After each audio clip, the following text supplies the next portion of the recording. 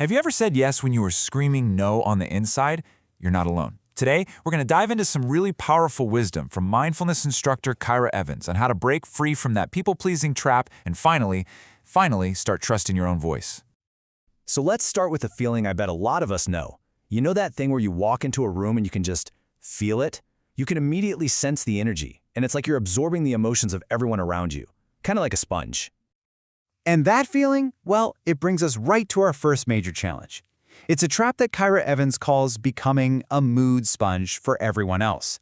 And man, that is a heavy, heavy burden to carry. This just nails it, doesn't it? It's not just about noticing someone's in a bad mood.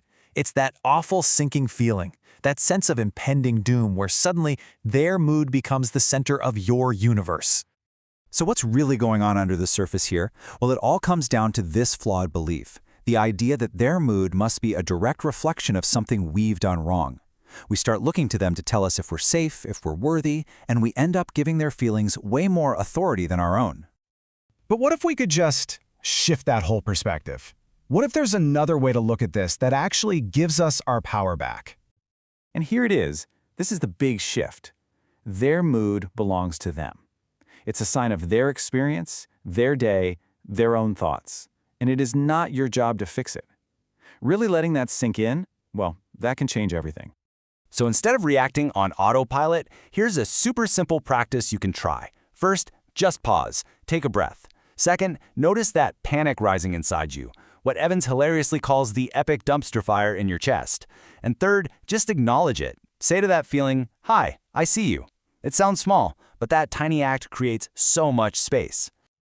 Okay, so this leads us right into the second trap, because once we stop trying to manage everybody's moods, we often fall into another exhausting full-time unpaid job trying to manage their reactions to our choices. Just think about that for a second. How much of your precious time and energy is spent just anticipating, planning for, and worrying about how other people might feel about something you want to do for yourself? It's a lot, isn't it? And this is just so sharp. We end up weighing our options not based on what feels right to us, but on which choice will cost us less emotional labor later on when we have to defend it. And this belief right here, this is what keeps us trapped. It convinces us that we are somehow responsible for everyone else's comfort, which means we end up choosing what they want just to avoid having to explain ourselves. But here's the good news. We can completely flip this whole dynamic on its head. It's really about redefining what our job actually is in our own life. The new perspective is so simple, but oh my gosh, it is powerful. Your job is to know yourself and make the decision that's right for you. And their job is to manage their own response to it.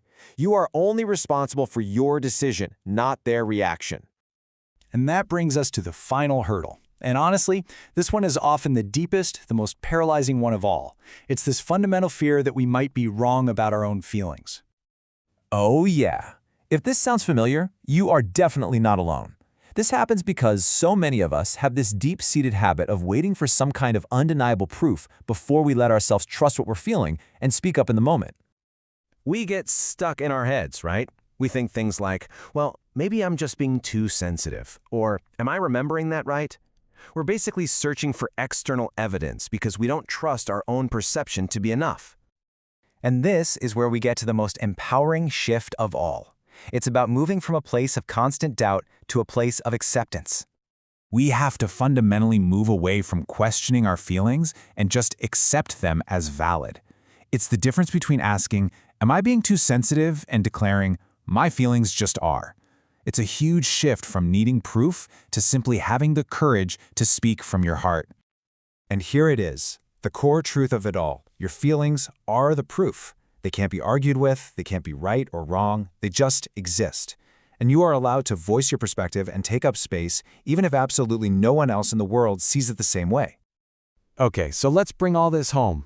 Let's recap the 3 core lessons from this whole journey of reclaiming our voice.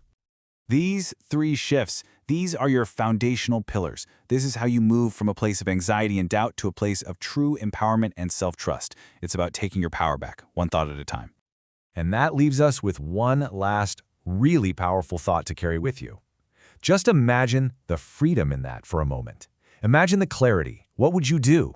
What would you ask for? What would you say if you truly, deeply, and unapologetically trusted your own voice?